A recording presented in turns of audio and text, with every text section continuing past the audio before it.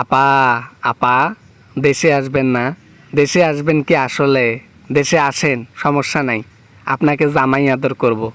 ওরে বাবা রে বাবা, জামাই না, বউ আদর করব, বউ আদর।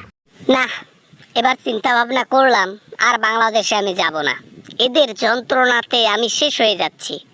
এমন এমন কথা বলে, আমার এই পা আর বাংলাদেশে যেতে চায় না, খালি থর থর করে কাঁপে। এই যে ম্যাডাম, থর থর করে কাঁপলে চলবে না। আপনাকে সাহস করে কাঁপানিটা বন্ধ করে বাংলাদেশে আসতে হবে।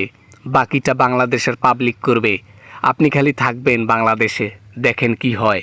যাবো কেমনে বাংলাদেশে? তার আগে যদি তোমরা এইভাবে বলো, তাহলে তো জিউকলদের সব সিরিয়াকে মাটিতে পড়ে যায়। মনে হয় যেন আমি হযরত শাহজালাল বিমানবন্দরেই ডাইরেক্ট ওই আকাশে চলে যাব। মানে সাত আসমানের কথা বলতেছি আর কি। মানুষের মন যেটা ডাকি পায় সেটা কিন্তু সত্যি হয়, এইটা কিন্তু মানতে হবে।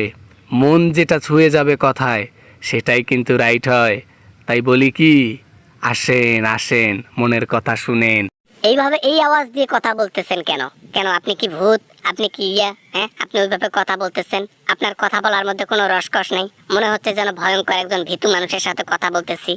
এত এত এত মোটা কণ্ঠ কেন আপনার? একটু ফিল নিয়ে ডাকতেছি আপনাকে। ফিল নিয়ে ডাকলে কি হবে? মজা পাওয়া যায়, মজা পাওয়া যায়।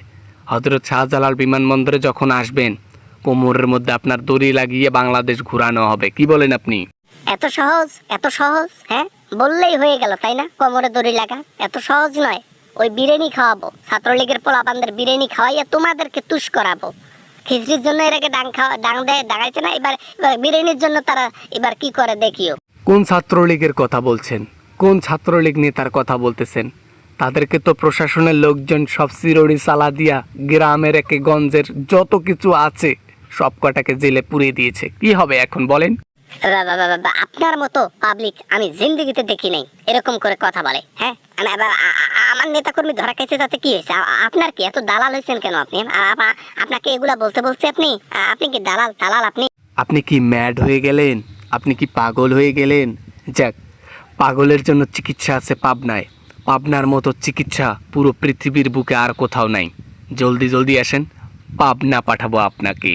এই লোকটার যদি নাগাল পাইতাম তাহলে যে কি করতাম। এই লোকটা এমন ভাবে কথা বলতেছে, আমার প্যান্ট, আমার হাঁটু সব থর থর থর করে কাঁপতেছে।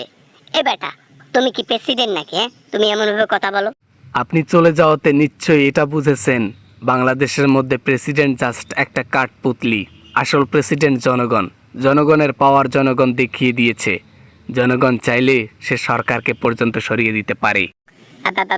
না মানে আর কি, সরো সরো, আমি সামন থেকে সরে যাই। এই লোকের সাথে কথা বলতে আমি পারবো না। মাথাটা আমার ঘুরতেছে, আমার একবারে প্রেশার লো হয়ে গেছে। Bye bye.